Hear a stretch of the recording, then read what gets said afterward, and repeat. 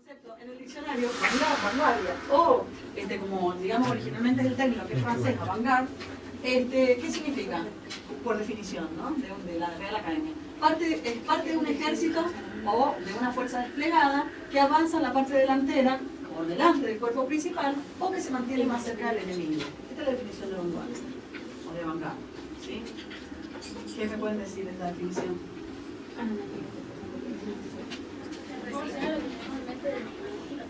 No, le vamos a traspolar este concepto al mundo del arte. ¿De dónde viene el concepto?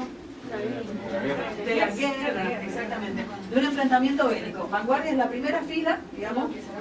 Claro, exactamente. Cuando las batallas eran a pie, a patica, y estaban las formaciones tradicionales, la vanguardia era la primera línea que iba al choque. Entonces, lo que me interesa que rescatemos acá, porque nosotros vimos el manifiesto futurista, ¿no? Lo analizamos, bueno, ya lo vamos a analizar ahora. Vamos a ver cómo el lenguaje del primer manifiesto y el manifiesto que va a ser por excelencia, el manifiesto de la vanguardia, tiene ese lenguaje bélico, un lenguaje muy beligerante. ¿Qué quiere decir esto? Que entonces, si se traspola un concepto de la guerra a la vanguardia, entonces quiere decir que la vanguardia es la primera línea del arte, es la primera fila que va en la batalla, pero ahí es como pensarlo como un campo de fuerza. Un campo de fuerza, cuando se habla de campo, que siempre que se habla de campo se traspola, del campo de la física, que es un campo de fuerzas en tensión. Y era un frente de guerra, un frente de lucha, que iba así con un tono beligerante contra la tradición, contra determinados elementos. Ahora si nosotros nos preguntamos, la vanguardia significa una ruptura, sobre todo una ruptura con la tradición del arte. Esta guerra la inician, esta actitud beligerante la inician contra la tradición. Entonces, cabe preguntarse, ¿contra qué luchaban? ¿Cuál era la tradición contra la que luchaban? Bueno, la tradición contra la que luchaban se nos ha dicho varias veces, ahora lo vamos a ver en obra. Ya vamos a volver acá. A ver, acá está. La tradición con la que luchaban es esta. Una tradición de representación, un sistema de representación que se construyó en el Renacimiento. ¿Sí? ¿Qué tipo de...? Ustedes tienen sistemas, y aparte ya están casi terminando el año. ¿Qué han visto un sistema? Sistema de representación, uno entre muchos. O sea, no significa que este sea el único. De hecho, este es el sistema de representación que se construye, se vuelve hegemónico en Occidente, ¿sí? Pero si nosotros nos cruzamos a Oriente, esto no existe. También tienen otro sistema, otra concepción de construcción de la imagen, ¿sí? De hecho, cuando se produce la renovación, acá en Occidente, es una de las razones porque se conoce la estampa china, las estampas japonesas, ¿sí? Entonces, ¿qué significa este sistema de representación? ¿Qué pueden ver? Esto es un sistema. Ya se lo relacioné con lo que están viendo en el sistema de representación. No es difícil de pensar qué es lo que estamos acá viendo. Una perspectiva monofocal, exactamente. Eso es fotorrealismo. Pareciera fotorrealismo, pero no es fotorrealismo. El sentido que nosotros podemos observar de una situación muy verídica que tiene una muy limitada. De una situación verídica es esa sensación de espacio que hay. Que la sensación de espacio, que se me parece, como nosotros percibimos, qué sé yo, por ejemplo, si nos ponemos en una calle y miramos en profundidad, estaríamos viendo esto. O sea, que las cosas se achican conforme se van alejando. Exactamente. O sea, esperen que cierre acá y no voy a seguir porque no puedo cantar y si no da la vena. Hace calor y tengo alergia, así que estoy muy limitada de acciones. Bueno, entonces, si nosotros tuviéramos que trazar, fíjense a dónde me pongo acá. Si nosotros tuviéramos que trazar y encontrar el punto medio de esta perspectiva, nosotros tendríamos que seguir esto acá y daríamos por ahí. ¿Sí? Acá fíjense que pasaría lo mismo y acá pasaría exactamente lo mismo. Entonces, este sistema de construcción está hecho, si bien hubieron algunos avances durante la edad antigua del sistema de perspectiva, esto se construye en periodos del Renacimiento. Este sistema que ustedes están viendo, el sistema de representación, que es la perspectiva monofocal. Se supone que un sujeto, una persona, para que nosotros podamos ver así, en primer lugar tenemos que tener un solo ojo, por eso se llama monofocal. Porque si tenemos dos ojos, no convergen hacia un mismo punto, convergen hacia dos puntos diferentes. ¿Entienden? Para que la convergencia sea a un mismo punto, ahí por donde se lo estoy señalando, deberíamos mirar con un solo ojo. Por eso se llama monofocal. ¿Sí? Pero esto es un detalle. Estoy señalando esa línea que están ahí. Claro, esa línea que están ahí nos están señalando justo el punto, fijar ahí como los brazos, justamente en el medio. No, fíjense, es por ahí alrededor de, fíjense que si esto va hacia ahí y esto va hacia ahí, sería por ahí. Cosas que van señalando la línea. Claro, sería más o menos por ahí, por donde está la escalera, la mujer esa, ahí, más abajo. En líneas generales, el punto de fuga se toma 1,60 m, esto lo han visto, le hacen tirar las líneas, ¿o no? ¿No? Bueno.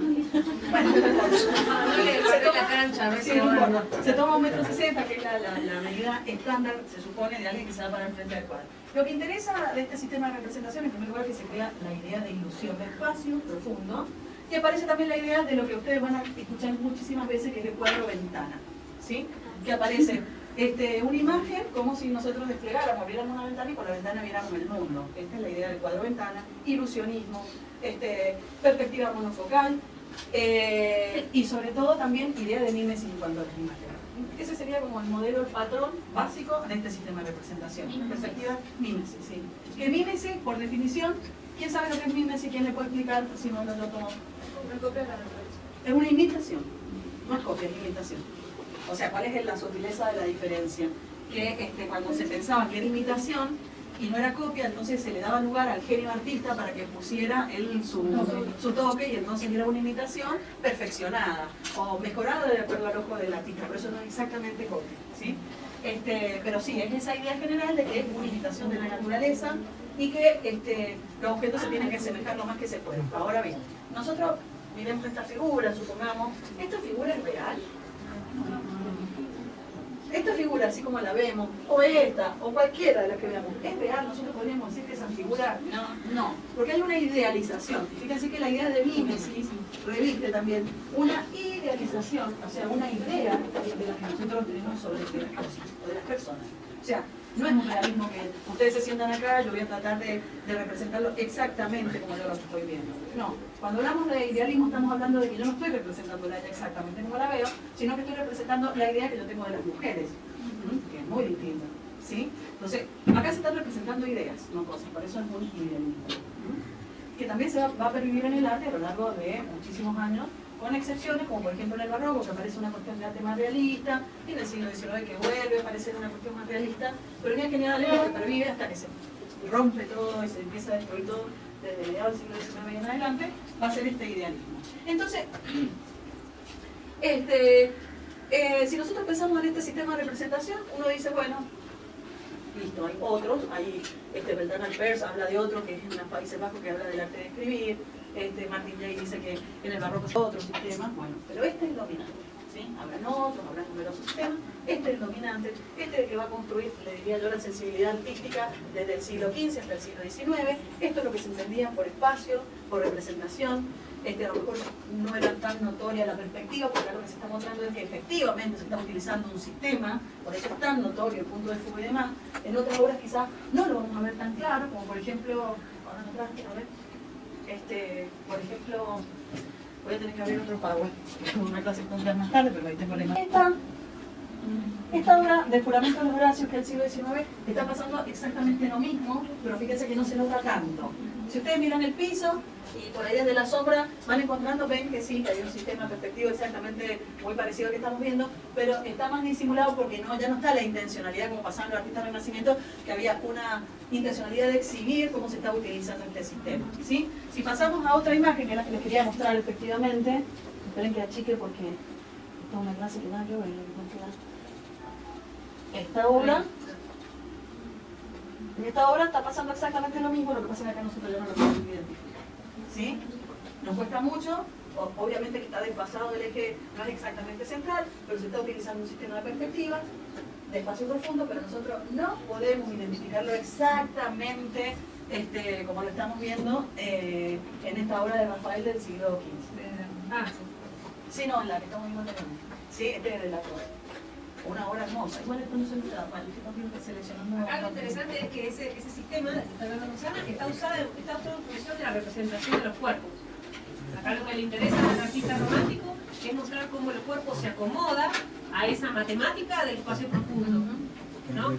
Si vemos cómo está representado el espacio no humano, en realidad es casi una mancha, salvo por la referencia hacia allá, ¿no? La izquierda, la derecha, donde hay unos edificios, que es la Bastilla en realidad. Pero fíjense que hay todas unas direcciones, líneas que convergen a través de saltos de sombra hacia la libertad, hacia el personaje de la libertad, Y esas altas de sombra y esas líneas tienen que ver con la dirección de las rodillas, las piernas, los brazos, los troncos, etc. Y eso es lo que está construyendo la proximidad de ese espacio en este imagen. ¿Entienden? Entonces, como ustedes ven, este cuadro es un cuadro famosísimo. O sea, esta representación, ya que lo voy acá, se lo digo esto y avanzo. Esta representación de la libertad que estamos viendo acá va a ser la representación de la libertad por excelencia de todos los tiempos. O sea, se construye esta iconografía en el siglo XIX, vinculada con la Revolución Francesa, y a partir de ahí, esa imagen de la libertad levantando la bandera la vamos a ver replicada en la Revolución Rusa, en la Marquita Pueblo en Argentina, donde quieran, va a aparecer esta representación como una representación central para dar cuenta de rebeliones y libertades. Vamos a volver a lo nuestro. Bueno, entonces, si nosotros volvemos a este caso, claramente que esto tiene un ordenamiento más claro para nuestro ojo, pero porque todos aquí estaban poniendo en ejercicio por primeras veces, este sistema de representación. Entonces, el sistema de representación de perspectiva monofocal y la idea o el concepto de Vines aplicado a la imagen son los dos elementos que van a constituir, de alguna manera, el sistema hegemónico de representación en Occidente. Con otros, pero que digamos que es el hegemónico. Entonces, se va a aplicar esto, en el barroco van a decir, bueno, hay otro sistema de construcción, pero es otro sistema porque se aplican múltiples perspectivas, pero hay perspectivas aquí, ¿sí? Entonces, cuando nosotros estamos hablando de la vanguardia, en realidad hay un libro que yo no sé si todavía, no importa, no para que lo lean, pero es interesante que escribe Frank Castell, que se llama, creo que se llama Pintura y Sociedad. La perspectiva que nos puede ser igual. Ese es de Panofsky, la perspectiva como más igual. El de Pierre Frank Castell creo que se llama Pintura y Sociedad, creo, no recuerdo bien. Pero lo que a mí me interesa que él plantea, que sería muy didáctico si no tuvieran que leer un libro completo para entender esta teoría, es que él plantea la construcción de un espacio plástico del Renacimiento y la destrucción de ese espacio plástico con la vanguardia. Que eso es lo que vamos a ver ahora, quien más, quien menos. O al menos eso es un poco lo que se plantearon los artistas y sobre todo es la narrativa, digamos, de la historia del arte hegemónica que también cuenta eso. Habría que ver, cuando yo siempre pongo en duda si es exactamente así como hay que leerlo, digamos, los diferentes momentos, pero sí hay un diálogo claro, muy claro, y todo es incuestionable porque Pablo Picasso escribe sobre esto, que las dos cosas contra las que remete la vanguardia es el sistema de perspectiva monofocal, por la ventana, y la idea de mimésico, ¿sí? O sea, la imitación de la naturaleza o de la realidad, como le llaman. Son las dos cosas que van a tratar de superar. Lo que yo me olvidé traerle es, para me olvidé por completo, entonces bueno, vamos a volver a estas ideas, a estas ideas de conceptos de vanguardia y después vamos a empezar a ver imágenes. Entonces, ya habíamos visto que entonces el concepto viene de la contienda bélica, y entonces con respecto a las tres características importantes, centrales, y que se las guarden acá, que siempre incluso son preguntas de examen, es ¿cuáles son las características de la vanguardia europea? Tres características, no se encuentran habitualmente en ningún libro, hay que ir como deduciendo. Son programáticas, es decir, que tienen un programa que se le llaman manifiestos artísticos a los programas, ¿sí? Artísticos. Los manifiestos son escritos que van a ver, nosotros estamos en un momento en que los artistas van a producir una ruptura muy grande. Durante el periodo del Renacimiento pasó lo mismo, cuando construyeron estos sistemas era muy complejo, entonces aparecen los tratados, ¿sí? Pero los tratados eran para especialistas. Los tratados que escribía Alberti, que se yo, eran tratados de perspectiva, etcétera, etcétera, que eran altamente complejos para especialistas.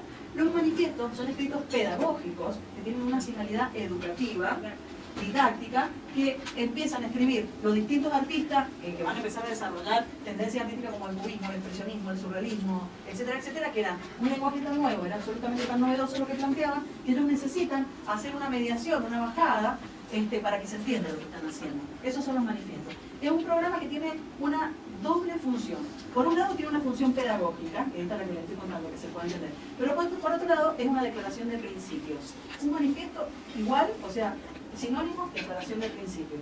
¿Cuáles son los principios que van a regir a un grupo de artistas para decir que pertenecen al cubismo o al surrealismo o cualquier tendencia, que en realidad son ideologías puestas en escritura, ¿sí? Son las ideologías de grupos puestas en escritura. Eso sería un manifiesto. Entonces, son programáticas, escriben programas o realizan declaraciones de principios con esta doble finalidad pedagógica y de manifestar qué es lo que van a hacer. Son experimentales, empiezan a experimentar con formas nuevas, con color, o sea, van a romper con esta estructura de representación que acabamos de ver en el Renacimiento proponiendo otros sistemas de representación y rompiendo directamente con la idea de mimesis. Ahora se va a empezar a poder pintar una cara azul, una cara turquesa, y va a dar igual, ya no hay que pintarla como color carnación, que eso es mimesis, ¿sí? Y la otra cuestión es que son utópicas. Todas las vanguardias son políticas, si se quiere decir que son, se han tratado de separar algunas búsquedas, y sí existe, digamos, algunas propuestas que son menores, son dos, que se interesan específicamente por renovaciones formales y nada más, por renovar las formas, nada más. Que en línea general la vanguardia se la ha visto así, no les interesa el tema, romper con la forma, no, algunas propuestas, pero en líneas generales, como son utópicas, quiere decir que si tienen un compromiso político, como estamos hablando de utopía, estamos hablando de que estos movimientos artísticos proponen o plantean realizar un tipo de arte que modifique en sentido positivo, o sea, que mejore las condiciones de vida de los sujetos. Estas condiciones de vida, las propuestas pueden ser que se modifiquen las condiciones de vida a lo real, pero que siempre esas prácticas culminaron en el diseño con la Bauhaus, o en líneas generales lo que más en líneas generales proponen es que haya una ampliación de las conciencias, una modificación del pensamiento, es más de cabeza la cosa. También hay intencionalidades concretas sobre la vida real, que ya vamos a ver cuáles son esas propuestas, pero en líneas generales derivan la mayoría del diseño. Eso es lo que pasó siempre. Siempre que el arte quiere modificar las condiciones de vida de las personas, deriva del diseño, porque el arte, si tiene una utilidad práctica, deja de ser arte. Y se vuelve otra cosa, arquitectura, diseño, Acción política. Se puede volver otra cosa, pero si ustedes miran, a ver, esto no es tan terminantemente así, no se lo digo, aunque es mayormente así. Porque, por ejemplo, hay propuestas vinculadas con cierta estética relacional, el libro de la daga o propuestas de arte relacional, en las que ahí sí la finalidad del arte es generar lazos sociales que modifiquen algo, por ejemplo, el vermado de una biblioteca que está abandonada o qué sé yo, cosas que realmente impactan en la sociedad. Pero esas propuestas son bastante marginales en líneas generales, o sea, marginales en el sentido de que no son las propuestas que se tienen al centro del campo del arte. En líneas generales, al centro del campo del arte, lo que se va a entender como artístico siempre es que tenga que la principal función del arte sea estética y no funcional. ¿Se entiende? Bueno. Entonces, la utopía está vinculada con eso, con que los artistas busquen a través de sus producciones modificar las cualidades de los sujetos, ya sea materiales o mentales, así como ampliar la conciencia espiritual, exactamente. Estoy limitadita de palabras. Bueno, y entonces ahí se lo explico. Y entonces, programática que produce el manifiesto por excelencia, que siempre lo vamos a analizar, se van a querer matar lo que dicen, pero lo vamos a analizar. Este es el manifiesto futurista, ¿sí? Escrito por Felipe Tommaso Marinetti en el año 1909 y publicado en un diario francés llamado Le Figaro, ¿sí? O sea, se escribe en Italia, se publica en París, ¿sí? Y porque la verdad es que el centro del arte a principios, ya todo el siglo XIX y a principios del siglo XX va a ser París, ¿sí? Entonces, ¿cómo que se legitima? Se legitima ahí, claro, porque en Roma era el centro del arte, el Renacimiento, el Barroco, el Manierismo, pero hacia el siglo XIX, ya con el Rococó, te diría yo siglo XVIII, París se va a construir ya con el Rey Sol, Luis XIV, no sé si han visto Versalles, la serie esa que está en Netflix, alucinante, o sea, la reconstrucción que han hecho de todo, empieza a cobrar mayor fuerza París. De hecho, Luis XIV, cuando construye Versalles, de ese momento que es el siglo XVIII se instituye como el centro del arte, entonces, digamos, el centro del arte por excelencia. Entonces, es muy probable que por estas razones, hacia el siglo XX, fíjense que muchos años después, este centro se consolida, y entonces si uno quería legitimar una propuesta, lo tenía que hacer en París y no en Italia, ¿sí? Que en Italia en ese momento no tenía mayor peso. Entonces, vamos a leer, acá se publica el diario Le Figaro, allí aparece el manifiesto futurista escrito hacia la izquierda, y allá a la derecha entonces tienen quiénes eran los que participaban. En líneas generales, muchos de los movimientos de la vanguardia en este periodo van a surgir de artistas y de literatos, ¿sí? De hecho, esto surge de un literato, igual que el manifiesto de Adán, ¿sí? Lo escribió Tristan Tzara, igual que el manifiesto surrealista que lo escribió André Breton, ¿sí? Entonces, fíjense qué es lo que propone el manifiesto futurista. Van a ver que tiene un montón de cositas feas. La primera, queremos cantar el amor al peligro, pero fíjense bien hacia dónde está dirigido, cuál es la sensación general que les queda cuando leamos esto. Queremos cantar el amor al peligro, el hábito de la energía y de la temeridad. El coraje, la audacia, la rebelión serán elementos esenciales de nuestra poesía. La literatura exaltó hasta hoy la inmovilidad pensativa, el éxtasis y el sueño. Nosotros queremos exaltar el movimiento agresivo, el insomnio febril, el paso de corrida, el salto mortal, el cachetazo y el puñetazo. Nosotros afirmamos que la magnificencia del mundo se ha enriquecido con una nueva belleza, la belleza de la velocidad. Un coche de carreras, con su capó adornado con gruesos tubos parecidos a serpientes de aliento explosivo, un automóvil rugiente que parece correr sobre la ráfaga, es más bello que la victoria de Samotracia. ¿Alguien sabe qué es la victoria de Samotracia? Es una escultura griega, ¿sí?, del periodo helenístico, que es así como un ángel, de donde sale ya sí, pero el Nike, la pipa de Nike es una de las alas de la victoria de Samotracia, ¿sí? Entonces, ¿qué está diciendo? Que lo nuevo, o sea, que lo nuevo, la tecnología, lo moderno, tiene para ellos más valor que el arte clásico, digamos, es lo que está diciendo. Queremos ensalzar el hombre que lleva el volante, cuya lanza ideal atraviesa la Tierra, lanzada también ella la carrera sobre el circuito de su órbita. Es necesario que el poeta se prodigue con ardor, boato y liberalidad, para aumentar el fervor entusiasta de los elementos primordiales. No existe belleza alguna si no es en la lucha. Ninguna obra que no tenga un carácter agresivo puede ser una obra maestra. La poesía debe ser concebida como un asalto violento contra las fuerzas desconocidas para forzarlas a postrarse ante el hombre. Nos encontramos sobre el promontorio más elevado de los siglos. ¿Por qué deberíamos cuidarnos las espaldas si queremos derribar las misteriosas puertas de lo imposible? El tiempo y el espacio murieron ayer. Nosotros vivimos ya en el absoluto, porque hemos creado ya la existencia. Queremos glorificar la guerra, única higiene del mundo. No sé si esto ¿te suena esto? Sanitation fue el concepto de Hitler. Queremos glorificar la guerra, única higiene del mundo. Eran fascistas, la mayoría fue la primera que se murieron. Exactamente. Queremos glorificar la guerra, única higiene del mundo. El militarismo, el patriotismo, el gesto destructor de los libertarios, las bellas ideas por las cuales se muere y el desprecio de la mujer. Queremos destruir los museos, las bibliotecas, las academias de todo tipo y combatir contra el moralismo, el feminismo y contra toda vileza oportunista y utilitaria. No, pero está bueno porque este manifiesto, el manifiesto que se eligió en el modelo del resto de los manifiestos que se hicieron tanto en Europa como en América, tenemos que ver cuáles son los contenidos que se sostenían, de alguna manera sostenían esta idea porque estos van a ser los valores que van a forjarse dentro de lo que es la cultura artística hasta bien entrado el siglo XX, cuando surgió el minimalismo en la década del 60, digo esto, década del 60, del siglo XX, cuando surge el minimalismo, el receptor de esa idea de minimalismo era un hombre blanco de 1,70 m de altura, hombre blanco y 1,70 m de altura, o sea, imagínate, racista, todo, o sea, todo está metido ahí. Entonces, dice, nosotros cantaremos a las grandes masas agitadas por el trabajo, por el placer o por la revuelta. Cantaremos a las marchas multicolores y polifónicas de las revoluciones en las capitales modernas.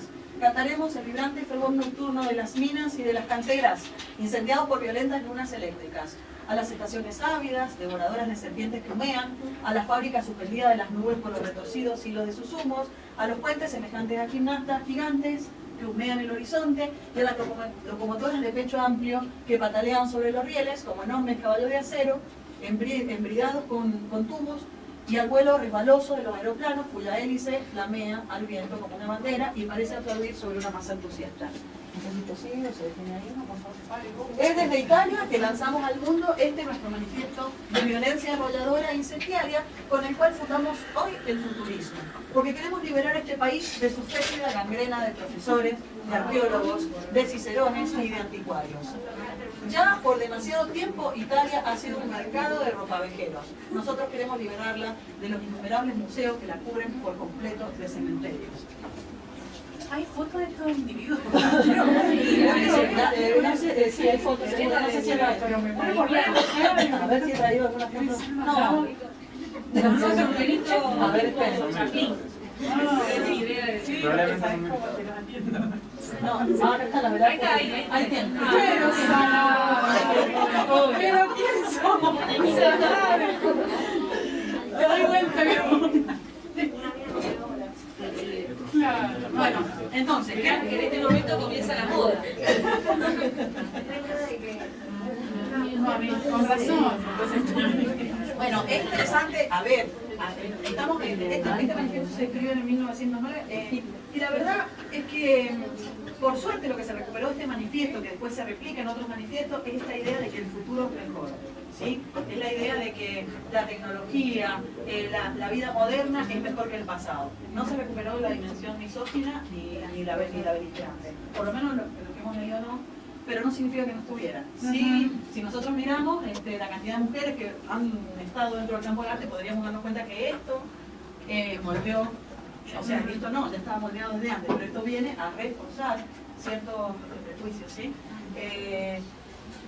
La mayoría terminaron siendo fascistas, apoyando a Mussolini, muriendo en la Primera Guerra Mundial, muchos quedaron amputados, etcétera, etcétera. ¿Tenían un verdadero compromiso político al menos? Sí, habría que rescatarle algo, pues salieron a la guerra a pelear y Marinetti vino a la Argentina en el año 1926, tiene que haber sido en el 25, no me acuerdo, cuando se estaba de alguna manera construyendo estas modernidades artísticas en América Latina. También estuvo Brasil, pero Brasil muy bien, ganó. Los argentinos somos, nos gusta el pensamiento complicado. No me voy a meter más por no, es difícil, es un momento difícil. Bueno, sí. ¿Sí? ¿Quién vino a Argentina? Marinetti, el que escribió el manifiesto. El que escribió el señor manifiesto futurista estuvo en Argentina en la década del 20. Bueno, volviendo entonces a las imágenes, se supera esta forma de producción, este sistema de producción. Ya vemos a la luz de qué pensamiento, un pensamiento que quería destruir la tradición, o sea, cuando se dice destruir la tradición son en contra de los museos, de los profesores de la academia, de la biblioteca, de todo lo que dice, y a favor de las máquinas, de la idea de futuro, de cómo se estaban transformando las ciudades por la luz eléctrica. La luz eléctrica es algo importantísimo para entender lo que era, cómo se entendía la vida moderna. Y la visualidad. Sí, y además por el tipo de cuestiones que facilita. Por ejemplo, la duración de la vida callejera en la calle, ¿no? ¿Sí? Entonces, la luz eléctrica es un dato muy significativo para pensar este problema. Entonces, bueno, si nosotros pensamos, ¿quiénes rompen? ¿Quiénes son los primeros? No son los únicos, o si tuviera que empezar a buscar, tuviéramos que empezar a buscar historias de quiénes empiezan, habría que arrancar no sé ni cuánto, con Goya por lo menos. Entonces, no podemos ir con Courbet, con Goya, con el de la Jardín de las Delicias, no, muy lejos nos teníamos que ir para pensar dónde están los primeros vanguardistas en la historia. Pero bueno, como cuestión compacta, podríamos pensar que los primeros que empezaron a cuestionarse fuertemente, no fueron los primeros, pero sí fueron los más sistemáticos, que empezaron a cuestionarse fuertemente sobre este sistema que estaba dominando la vida occidental y cómo se podía romper con este esquema. Van a ser Van Gogh, Cézanne, Gauguin y Lautrec. Bueno, ahí tienen los nombres, ¿no? Yo tengo acá. Dale. Empiezan a cuestionarse distintos aspectos de estos sistemas de representación. La construcción del espacio, la construcción de las figuras a partir de la mímesis, etcétera, etcétera. Y cada uno va como aportando distintos elementos que van a posibilitar que se rompa este esquema. Ahora, ¿de dónde vienen los modelos? No me traen las imágenes, porque yo... Es de la estampa japonesa, que seguramente no hay internet. A ver, ¿tienen alguna idea si se han conectado? A ver. ¿Paul Cézanne? Sí, Paul Cézanne. Bueno, no importa. Lamentablemente la semana que viene se los muestro, porque la estampa japonesa es central para entender por qué se produce esta ruptura. ¿Por qué razón? Bueno, se los voy a explicar un poco sin que tengamos las imágenes. La clase que viene se la voy a mostrar. ¿Por qué razón? Porque el tipo de composición que hacen los japoneses y toda la cultura oriental no tiene ni referencia ni a la idea de mímesis ni a la idea de espacio profundo. Son estampas absolutamente planas, de color plano. No se trabaja con el claroscuro, sino con esta idea de darle volumen. No, son estampas completamente planas en las que se utiliza otro sistema que no es la perspectiva monofocal. Entonces, cuando se produce la Revolución Francesa en París, se expropian todas las colecciones que tenían la aristocracia, que se crea el Museo del Louvre, por ejemplo. A partir de ahí empieza a llevarse adelante una democratización, si se quiere, de la experiencia estética, de las obras y demás. Y entonces, como empiezan a haber más espacios de exhibición artística y demás en París, empiezan a mostrarse también obras que no se conocían, por ejemplo, cultura negra, que se le llama cultura negra también, que es racista eso. En realidad sería la escultura de los pueblos africanos, claro, de los africanos, ¿sí? Que era una escultura en la que estos pueblos no habían entrado todavía al sistema, que podría decir, occidentalizado, de representación de perspectiva y demás. Entonces tenían una escultura que se le llamó primitiva, que era una escultura más basada en el orden, digamos, de la función ritual que de la función estética. Entonces, cuando ellos descubren, por ejemplo, ese tipo de escultura que era sumamente sintética en los volúmenes, muy sintética, muy esquemática, y descubren la estampa japonesa o el grabado japonés que eran sumamente sintéticos y esquemáticos, entonces esto, que no les traje los ejemplos, les posibilita a ellos romper con este esquema más rígido que era el sistema de la perspectiva. Ya la clase que viene les voy a traer los ejemplos de escultura negra y de estampa japonesa para que sepan de qué estoy hablando. Veo el video bien, bueno, no sé, les voy sacando las cosas difíciles, les voy modificando los power y después me olvido la mitad de las cosas. Bueno, entonces, esta es una obra de Van Gogh, muchos deben conocer a Van Gogh, supongo, esta obra de Van Gogh. Entonces, esta es una de las posibilidades que Van Gogh ofrece para romper con el modelo, este esquema tradicional del que estamos hablando, el esquema de que tanto... Ahora podríamos pensar, ¿de qué manera lo rompe? ¿Qué encuentran ustedes acá de novedoso como para decir, bueno, la verdad que esto es un paso adelante, si tuviéramos que pensar que un paso adelante significa romper con la tradición, digamos, renacentista, ¿cómo se estaría rompiendo ahora con esa tradición? El dibujo, pincelada, ¿qué pasa con la pincelada? Se vuelve todo un elemento textural. Exactamente, se vuelve un elemento textural la pincelada. Si nosotros vamos a un campo de trigo, ¿lo vemos así? No sé qué hay otra cosa acá. El color no es naturalista, no es mimético, ¿sí? Uno podría suponer que si este es un campo de paja, sí, va a ser amarillo, pero este contraste no es real, ¿sí? Entonces, este contraste que no es real, entonces lo que está haciendo Van Gogh es exaltar el color. De alguna manera, vamos a ver por qué. Sí. Está rebatida la pintura, lo que estaría significando que no se está utilizando la perspectiva monofocal, sino un tipo de perspectiva que es la que se usó más en la Edad Media, que es la perspectiva rebatida. Lo que hacen los niños cuando tienen que dibujar en profundidad, que levantan y ponen todo volando así. Y esa sería la estructura que esto viene de esta japonesa, ¿sí? Entonces, esta es una obra no mimética de Tradita, ¿sí? O sea, es una obra que no tiene la intención de parecerse a un campo de trigo con cuervos, ¿sí?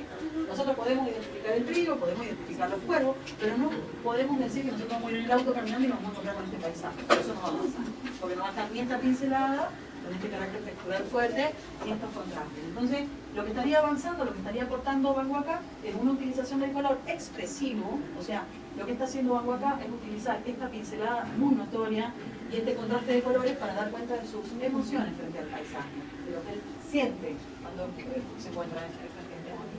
Entonces, de esta manera, podríamos decir que esta forma de utilización del espacio, que ya no es ese espacio profundo, perspectivo como lo habíamos visto, si bien hay una intencionalidad de profundidad que es esa huella, pero se rebate, como dicen ustedes, se levanta hacia el fondo, y aparece ese cielo también, que es para nada mimético, como aparecen los negros fuertes, etcétera, etcétera, etcétera. Entonces podemos decir que Van Gogh aportó con esta búsqueda de romper con la idea de mímesis, romper con la idea de espacio profundo, entendido como este sistema monofocal. Y agrega, además le suma, una utilización emocional del color, ¿sí? Que va a dar cuenta más de sus estados de ánimo. ¿Estos artistas apoyaron el manifiesto moderno? No. El manifiesto, en realidad estas son obras anteriores. El manifiesto se escribe en el año 1909 y estas son obras del año 1890. En realidad, con ese tono que acabamos de ver, yo creo que no hay ningún manifiesto que se le acerque. Tienen el espíritu ese manifiesto en cuanto a esta intencionalidad que tienen de digamos, que el futuro es mejor que el pasado, desde todo punto de vista, pero no tienen esa ni dimensión ni misógina ni literal. Esas dos cosas no están en el otro manifiesto. Sí dicen que hay que ir a la lucha, pero una lucha más cultural y no una lucha emocional. Exactamente. De hecho, Van Gogh, hablando del manifiesto, del texto y lo verbal en Van Gogh era hijo de un pastor protestante, él quiso ser pastor protestante también, y se sumó empatizó con los carboneros, con la gente trabajadora de la tierra, en Arles, en Francia sobre todo. O sea que él entendía que la pintura tenía una relación con la lucha de esta gente, o sea, con una causa política, y que había una relación de alguna manera entre la pintura y la palabra y lo que decía, o sea, más allá del carácter emocional. Todos estos artistas que están acá como pre-vanguardistas o post-impresionistas, claro. Todos tenían una cuestión vinculada al pensamiento o a lo espiritual, todos, y a los textos, y a la poesía. Sí, tal cual. Y además de ello, fíjense que Van Gogh era holandés, ¿sí? Claro. Y de alguna manera él, como Delfino, tenía una intencionalidad de ser pastor. El hermano de Van Gogh, que se llama Mateo, que hay una acá exactamente, era galería, estaba muy vinculado con el tema del mercado del arte en París, y es el que de alguna manera facilita, le habilita. ¿Eh?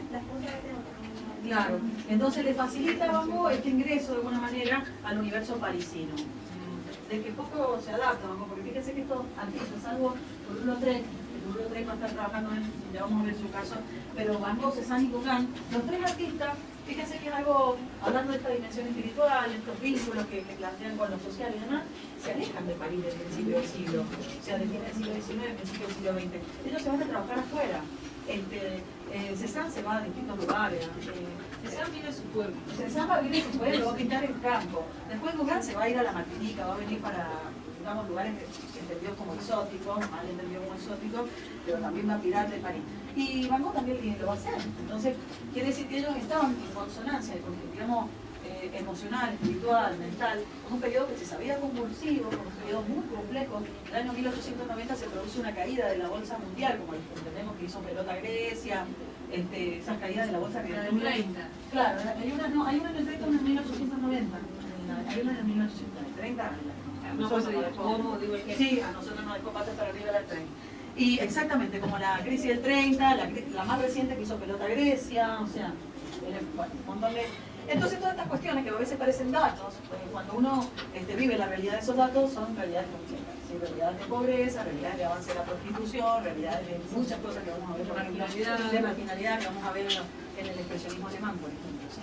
Entonces, claramente estos artistas tenían una sensibilidad particular y necesitan retirarse de estos centros para poder producir obras que intentaban de alguna manera construir estos otros mundos, otros espacios más utópicos, más de posibilidades, ¿sí? Entonces sí tenían un claro compromiso. Bueno, ¿entienden esto de cómo van rompiendo de alguna manera estos modelos más, modelos de sistema de representación tradicional? Bueno, este es Toulouse-Lautrec, ¿sí? ¿Conocen obra de Toulouse-Lautrec? Yo estoy en la parte de la cartelería porque se me hacen los principales avances, es casi le diría yo el creador del cartel moderno, como se entiende, o de la publicidad moderna. Antes de Toulouse-Lautrec no se utilizaban las tintas planas, esta forma de rebatimiento. Bueno, pusiste el cartel de Marinetti, el cartel que le has puesto a Marinetti. Toulouse-Lautrec, a diferencia de Van Gogh, por ejemplo, era un tipo que tenía mucho dinero, tenía una familia con mucho dinero. Sí, eran así... Con títulos nobiliarios nombrados de la Edad Media. Exactamente. Así como Gauguin era banquero, familia de banquero, que también vivió ese de arriba. Claro, ¿no? Que se van a hacer así, los artistas estaban viajando acá para allá. O Van Gogh, pero bancaba Tegro. ¿Qué van a vivir? Si en esta época aquí se cree que esto se vendía, ahora se vendían millones, en esta época se morían de hambre los artistas. Modigliani vendía dibujitos ahí en los barulos donde iba por un trago, claro. Entonces no es tan fácil la vida para los artistas. Bueno, Toulouse-Lautrec, el problema tuvo Toulouse-Lautrec que nació con un problema físico, con una fragilidad en los huesos, que se quebraba permanentemente, porque tuvo un problema finalmente de crecimiento, le quedaron los pies cortitos, las piernas cortitas. Entonces, aparentemente esto lo debe haber completado sin lugar a dudas, porque Toulouse-Lautrec, diría yo que la mayor cantidad de su vida artística la desplegó dentro del cabaret conocidísimo, Moulin Rouge, representando la vida en el cabaret, principalmente las mujeres que llevaban adelante los espectáculos que se llevaban ahí. Por ejemplo, está la reina de dice, no traduzco lo que dice ahí, bueno. ¿Cómo? Ah, perfecto. Exactamente, y después hay una que representa mucho. Pero fíjense también que claramente acá hay una gran síntesis. Esto sí que viene de la estampa japonesa. Esto es estampa japonesa más. Tintas planas, síntesis formal. Fíjense que tampoco hay una ruptura de la idea de mímesis, porque fíjense que este señor tiene el pelo verde y el otro tiene el pelo anaranjado, ¿sí? Pero anaranjado podría ser un pelirrojo, pero este pelo verde no, ¿sí? Y entonces, estos son los elementos que van a, de alguna manera, constituir, si nosotros pensamos, uno puede decir, bueno, porque estoy acostumbrado ya a tener los palitrados de muchas cosas, pero en esta época, ver estas imágenes era completamente novedoso, ¿sí? El esquema formal, como decía, que se privilegiaba y se consideraba el dominante, es el del incendio del Borgo, el de Rafael, ¿sí? Entonces, tintas planas, síntesis formal, la línea como un elemento autónomo. Exactamente, fíjense la línea y en esos cuerpos cómo aparece casi la idea de un arabesco, algo que tiene valor por sí mismo, no está describiendo, o no es el contorno de la imagen, tiene valor en sí mismo, ¿sí? Como un elemento expresivo. El brazo rojo. Exactamente. Y entonces nosotros deberíamos pensar que también este artista es precursor o antecesor de lo que, no solamente de la cartel moderno, sino además del expresionismo, igual que Van Gogh desde otro punto de vista. ¿Sí? Hay una línea que es expresiva, hay una línea que tiene valor por sí mismo, los colores que están siendo utilizados en función de... Y otra cosa que los modelos, ¿quiénes dibujan? No dibujan los musculosos, así, claritos y brillosos y fatigosos, ¿no? Dibuja a un viejo pelado de mierda y a una prostituta. Entonces los modelos con los que él trabaja son solidarios a su búsqueda, ¿no? ¿Cómo? No entiendo. Claro, son solidarios porque no es una búsqueda canónica. No, para nada. Lo que veía. Cuando estamos hablando de la tabla de lavar del diseño del borgo. Claro, Hasta los niños eran Justamente estaban corriendo de Afogata y corrían de Apolo. Parecía He-Man, ¿no? Estos modelos evidentemente no son los del diseño del borgo. No. Pueden estar incendiando por otras razones, pero no las Sí, del Borgo. Claro. Bueno, entonces este cartel completamente novedoso, completamente, a mí me encanta. Bueno, todos me gustan a mí, pero Toulouse-Lautrec por mucho tiempo me fascinó. Tenemos un Paul Cézanne que no es tan atractivo como lo que estábamos viendo, porque es una pintura absolutamente racional en el caso de él, su búsqueda son cabeza a cabeza, entonces nosotros miramos y nos gustaría pensar qué está pasando ahora. Ahora, observen, a lo mejor no han leído, si los que han leído van a poder aportar mejor. ¿Qué les parece raro y disonante en este cuadro? Mírenlo bien, son detalles que no es que va a saltar a la vista, sí. La silla de atrás, como que la canasta no está sobre la mesa. La silla de atrás está levantada así como, claro, está absolutamente La rebatida. línea horizonte de la pared y el piso, rebatida. Exactamente. Entonces fíjense que acá Cézanne nuevamente vuelve a hacer lo que hemos estado viendo en los otros casos. Está de alguna manera superando la idea de espacio profundo del Renacimiento, rebatiendo el plano, que entonces el rebatimiento del plano lo que hace es desjerarquizar lo que en el Renacimiento estaba muy jerarquizado. ¿Qué era lo que iba a estar en el primer plano? Que tenía que ser más grande, y de ahí cuando la línea se achicaba hacia atrás en perspectiva, todo iba achicándose. Entonces hay un ordenamiento por jerarquía. Acá no. Acá, fíjense que lo primero tiene la misma importancia que lo último. Está desjerarquizado este espacio, porque está rebatido, porque no se ve que lo que está atrás sea más chico que lo que está adelante, o sea, hay otra lógica compositiva, ¿sí? Que ese es el gran aporte es uno de los principales aportes que va a hacer Cézanne. La construcción de un espacio escasamente profundo. O sea, así como costó mucho construir un espacio profundo a partir de la perspectiva, que posibilitaba pensar en un cuadro ventana y en un ilusionismo importante, el aporte que va a hacer Cézanne es achicar la profundidad del espacio. Y cada vez la va a achicar más y el cubismo la va a dejar así finita, ¿sí? Sí. Las dos, bueno, tanto como pesa, la mesa parece lo mismo. Sí, claro. Parece que la canasta de la mesa que está más corriente y donde está la vidriera es como un banquito, todo la línea que está Exactamente. Exactamente, porque es otra forma de composición. Y fíjense que, por ejemplo, estas frutas, estas peras y estas frutas que están ahí en esa canasta, casi que son más grandes que las que están en primer plano. ¿Sí? Entonces, no hay una estructura, o sea, se está rompiendo por completo, pero después Cézanne hace otras cosas. No solamente hace eso, o sea, de rebatir el espacio, de achicar el espacio, de quitarle profundidad, desjerarquizar los objetos. Lo que hace es más, si pensamos en objeto por objeto, él dice, llega a una síntesis, pensamiento muy sintético de la realidad, que dice, en realidad, si uno observa las cosas que nos rodean, podemos decir que todos los objetos pueden reducirse al cilindro, al cono y a la esfera. Es decir, que utiliza una estructura geométrica para pensar el mundo. Y en esta idea de que todo está construido por el cilindro, cono y la esfera, partiendo de que el cilindro, cono y la esfera son elementos volumétricos que se derivan de formas planas, de figuras exactamente planas como el triángulo, el círculo y demás, lo que él empieza a trabajar en estas esferas, la empieza a trabajar como planos. Entonces, si nosotros, esto es muy difícil de percibir, quizás en este elemento más grande lo podemos ver, ella no está trabajando con la idea de claroscuro que va, o sea, cuando nosotros trabajamos claroscuro, emerge modelando la fruta y es lo que nos va a permitir darle el volumen, ¿sí? Si nosotros miramos esto, es muy difícil pensar si esto es un volumen o un plano. porque en realidad tiene algo de volumen, es montaña trabajando con el claroscuro. Lo que él empieza a hacer es empezar a construir la figura a partir de pequeños planos de pinceladas que él empieza a poner como pequeños planos de color, ¿sí? No es una pincelada que va a unir, que va a fusionar o que va de alguna manera posibilitar esos pasajes, esos Que va a acompañar el dibujo de la forma. exactamente. No hay- se va quebrando, la pincelada se quiebra, esa es la pincelada quebrada. Pincelada quebrada. Que hace honor a eso. Que no es el Van Gogh este que sale con la pasta hasta que se le termina. Carga, prepara el color en la paleta, lo recontra, prepara, porque tiene que ser el tono, ta. Y va con eso y tac, se lo entrega. Exactamente. Esa es la estrategia. Y yo espero que lúcidamente haya traído la imagen que quería traer. No la traigo.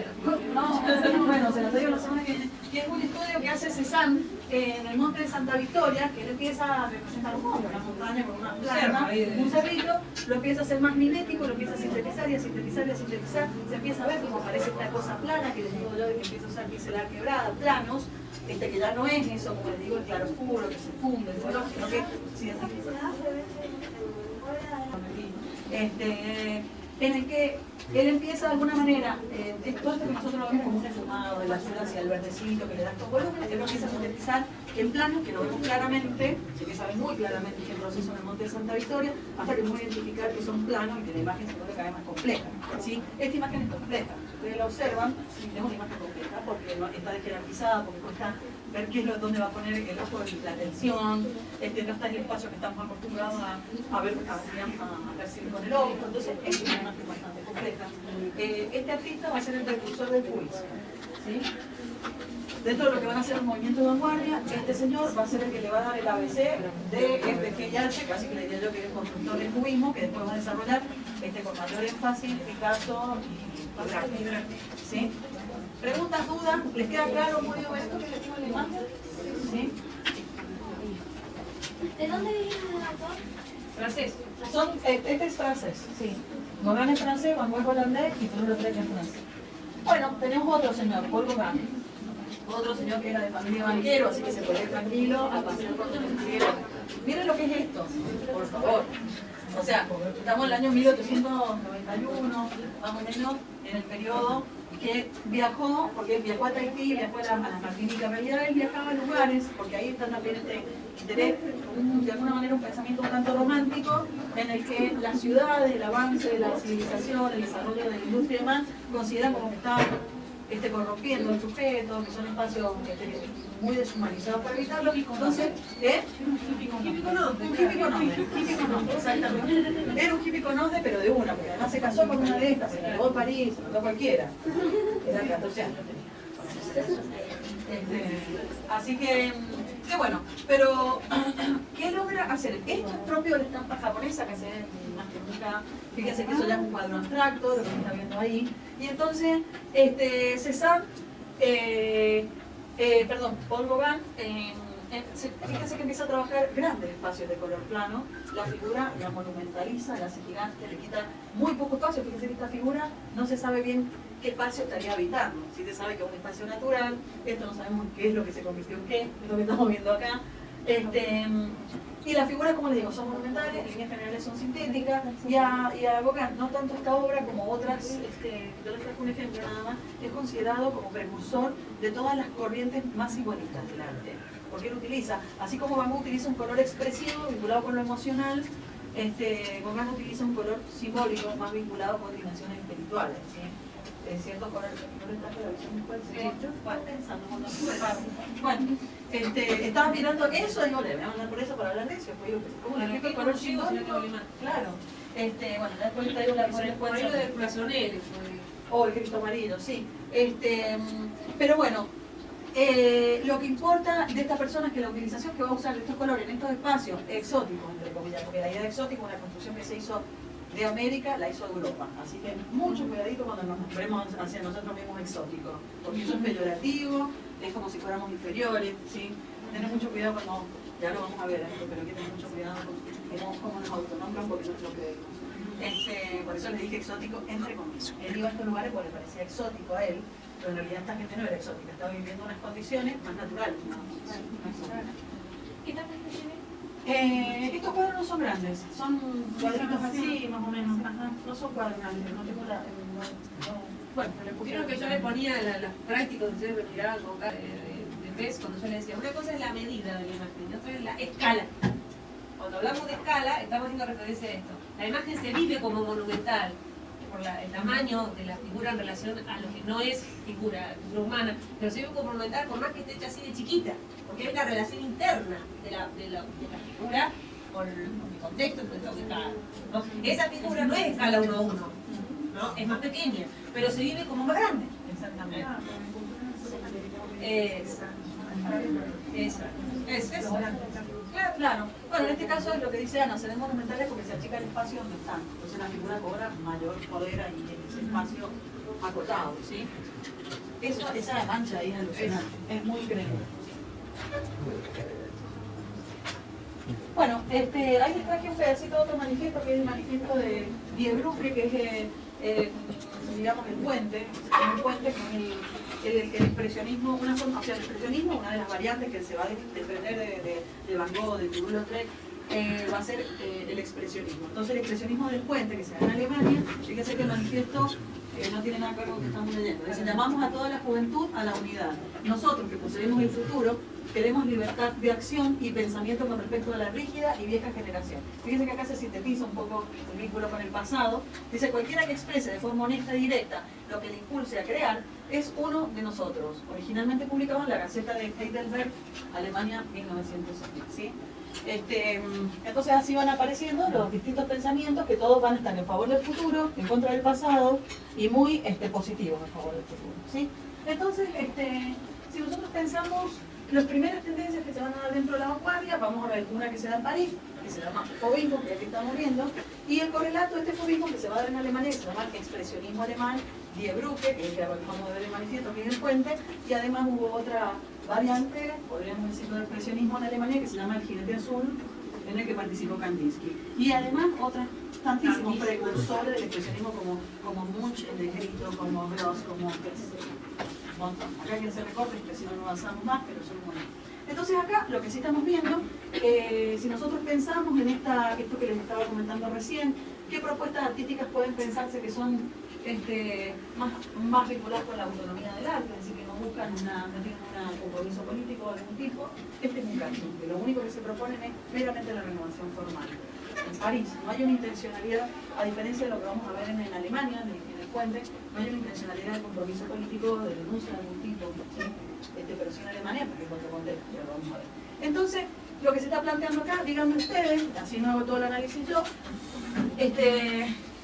cómo se trabaja acá, qué es lo que se está aportando en el camino de romper con este sistema hegemónico que hemos estado viendo de Rafael. ¿Cómo? Se simplifica la figura, exactamente. Fíjense cómo acá solamente con un par de trazos de pincelada se van definiendo los rasgos del rostro. ¿Qué más? La línea. La línea, ¿qué pasa con la línea? Se superpone, es una línea que demarca, una línea muy expresiva. ¿Qué más? ¿Qué pasa con las proporciones? Miren la mujer. La mano no obra, no es. Exactamente, no hay intencionalidad mimética con respecto a la representación del cuerpo.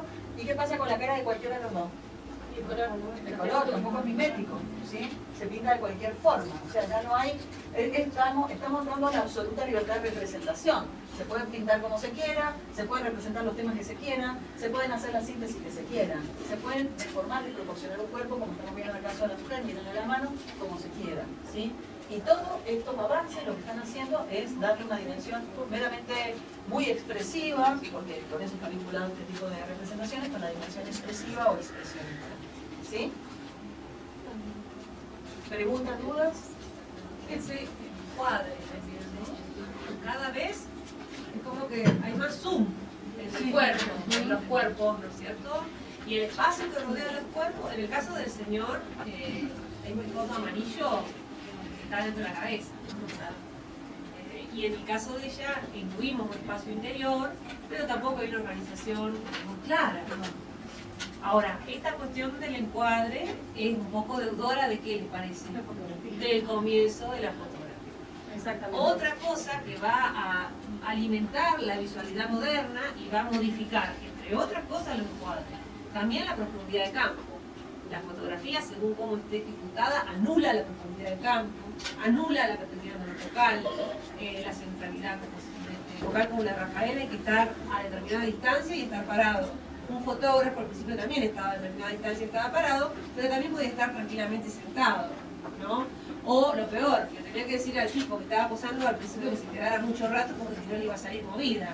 Y si le salía movida la foto, pues también la iba a usar para pintar, por ejemplo. Claro, claro. Claro, fíjense que me había olvidado que no me la referencia.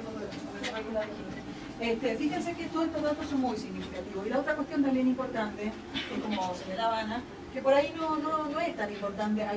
¿Qué elementos rodean a esta mujer? Sí se sabe que esta mujer es una bailarina, que son un tema que se va a representar mucho con esto de la vida nocturna, de las luces, lo que posibilita el café, el padre, el burdel, van a ser muchos temas. Una vez más, acá, con este grupo, como pasó con el impresionismo y demás, el nombre se lo ponen peyorativamente los críticos de arte de la época. O cuando este grupo de artistas, entre que estaba Blamín, este retrato es otro de los artistas, André Deren, Matisse, son dos artistas que van a hacer Fox, llevan adelante una exposición, había una obra, juegan las obras, imagínense las obras, claro, escándalo. O sea, esto era un escándalo, detrás de otro escándalo, detrás de otro escándalo, porque la gente no tenía acostumbrada la vista a comprender este tipo de imágenes. Entonces, estaba exhibida la obra de estos artistas, había una obra clásica, digamos, una escultura neoclásica, habrá sido la que estaba ahí, y entonces la prensa, la crítica de arte que se publica en la época era Donatello entre las piedras, era el título. Entonces, fobismo significa fierismo. Es una palabra difícil de traducir al español, pero es como si fuera un fierismo, ¿sí? Que viene de fiera. Donatello entre las fieras. Y Donatello era un escultor del Renacimiento, ¿sí?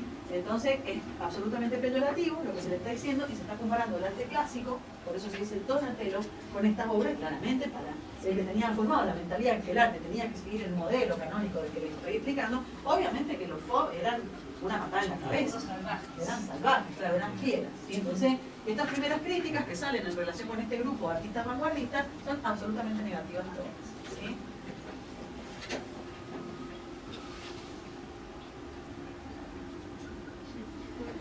Esta es otra obra muy citada después, muy citada en la historia del arte, es decir, muchos artistas van a volver a usar este elemento. Fíjense que acá Matisse, que también en el fóbico de la danza, lamento no habérselo mostrado, pero está haciendo referencia a la escultura africana, esta síntesis formal de cómo los escultores africanos trabajaban la imagen, que era una imagen sumamente sintética, aparte un color intermedio, fíjense que usar, y sobre todo lo importante, fíjense que resuelve esto con 3 colores completamente planos, grandísimos, o sea, colores, digamos, espacios donde hay mucha planimetría del color. Esto es completamente luminoso, ¿sí? Este cuadro es gigante, chicos. Este cuadro es desde el pizarrón al piso. no. O sea que sería casi tamaño natural la figura. Es más grande. Qué increíble. Está puesto en un pasillo, soy miedo que te lo comé. Mirá. Y esta danza, que fíjense que es una danza, por eso les digo, una danza ritual, más derivada de él fue el primer coleccionista de escultura africana, Matisse. Se iba a esos espacios que eran re locos, los espacios son que iban también a mirar obras, era como unos museos donde había de todo, entonces te encontrabas con de todo. El cachivachero del mundo. Claro, era un cachivacherío del mundo, y entonces ahí había escultura africana, que este hombre la empieza a conocer, o la empieza a coleccionar, y fue Picasso, todos iban a ver la colección de cultura africana de Matisse e iban a aprender cómo era esta forma que se resolvía tan sintéticamente el volumen. Entonces fíjense que acá está clara esa referencia, no al Takus, que no la han visto todavía, pero hay una referencia a este universo, digamos, de lo ritual, de la síntesis formal, de cómo representaban los cuerpos en estas culturas y demás, ¿sí? Entonces, esto es vanguardia, estas son las renovaciones, ¿sí? Y entonces acá estamos entrando a un, digamos, qué fea esta imagen, no me doy cuenta que estaba horrible. El expresionismo alemán, el puente, que fíjense que es el mismo tema si quisiéramos pensar que la bailarina de Foyt. ¿Qué me hace acordar la...? ¿Qué es lo que hace distinto esta obra de la que habíamos visto la bailarina de recién? Si quieren se las muestro, rapidito. La Olimpia. Sí, la Olimpia. La Olimpia de Monet. Fíjense, ahí la señorita que está representada acá, mírenla bien rapidito. Y ahora vamos a volver al mismo tema, pero el expresionismo alemán. Otros son franceses, estos son alemanes. Son alemanes. Está como más definida que anterior y tiene más cambio de tonalidad. Acá el cuerpo es como un solo color. ¿Y cuál es la sensación general que les da uno y el otro? Emocionalmente, ¿qué sucede? Como más El otro más dinámico. Más triste. Es más triste. Claro. Sí, vos también. a mí me da la sensación de que la primera está como despojada de cualquier contexto, lo que sea, y esta en cambio parece ser una escena, una parte de una secuencia.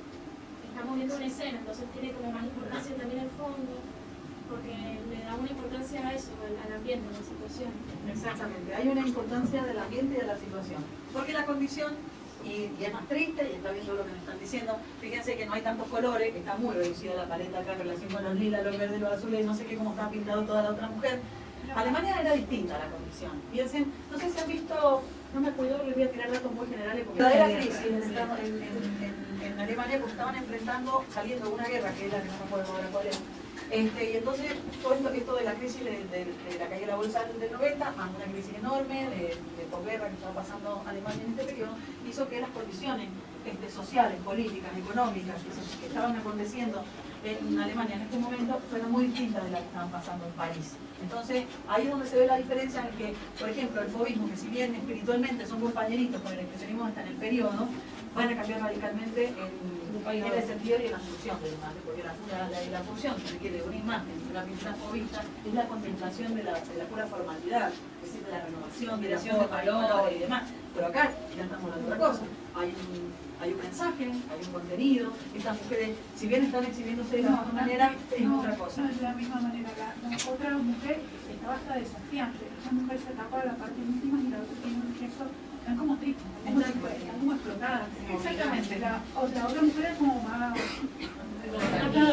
Sí, claro, es que hay una realidad distinta y entonces ahí cuando uno dice, bueno, esto claramente es una obra que está denunciando, a diferencia de la obra que vimos recién, que fíjense que se parecen muchas cosas, es distinta porque esta es una obra de denuncia, se está denunciando una situación de marginalidad, una situación de explotación del cuerpo femenino.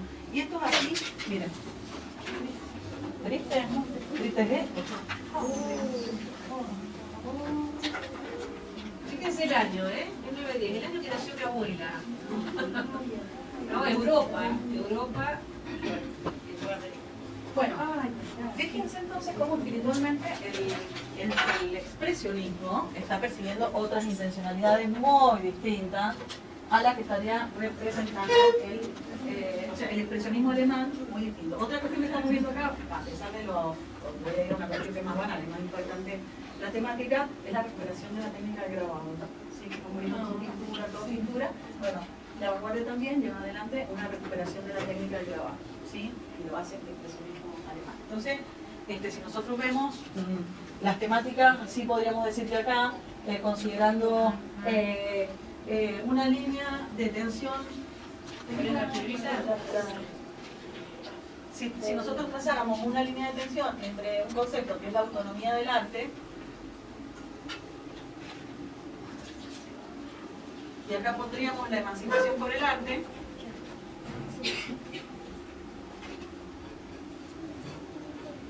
serían dos puntos extremos, digamos, de una línea.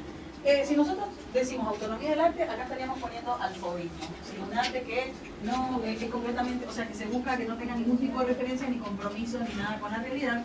Sería muy poco los movimientos vanguardia que vienen acá. Sería el fauvismo, por un lado, que acabamos de ver recién, y el otro sería el fauvismo en su fase analítica, la primera que vamos a ver. Y después la emancipación por el arte sería el otro extremo, sería el total y absoluto compromiso del arte con la dimensión social. Entonces, entre esta línea, si nosotros tuviéramos que poner a uno y el otro, uno estaría acá y el otro estaría acá, ¿sí? O sea, esto sería fauvismo, esto sería expresionismo abstracto, porque acá hay una clara denuncia con intencionalidad de generar conciencia, ¿sí? Ahora, cuando nosotros veamos otras propuestas que van a derivar, que son las propuestas de la Unión Soviética, claro, esta línea, sería más para acá y van a haber otras obras que van a tener un mayor impacto en esto de la emancipación por el arte. Hay un dato para no olvidarse, que es que la recuperación del grabado, que es una técnica previa a la imprenta, ustedes lo saben bien, la primera difusión de imágenes e información escrita la da el grabado, en Oriente y en Occidente. Cuando vuelve ahora en esta época, está ligada a la democratización del arte, o sea, aquellas vanguardias que pensaban que el derecho a la imagen, el derecho a poseer una imagen bella, o poseer una imagen, era de todos, no solamente de los que tenían las obras al óleo. Entonces el grabado, en su posibilidad de multiplicación, hacía de alguna manera posible, que valga la redundancia, esta llegada, ¿no? habíamos conocido el grabado en su dimensión vinculada a la prensa, ¿no? O a la guerra, todo lo que fue el volante de guerra, la difusión de la Biblia, en el comienzo, incluso antes de Gutenberg, pero ahora el grabado empieza a tener otro, más vinculado al Turbutrek incluso. Claro, ¿no? exactamente, a una dimensión más moderna.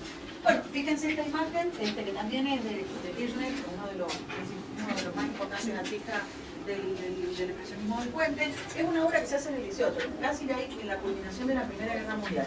Y fíjense, primero y principal, cómo se ponen más angulosas las formas, que no estaban en las imágenes anteriores que habíamos visto, las formas angulosas que hablan un poco más, son más violentas, son más agresivas, si se quiere, con una amputación en primer plano, amputación de una mano, ¿la ven?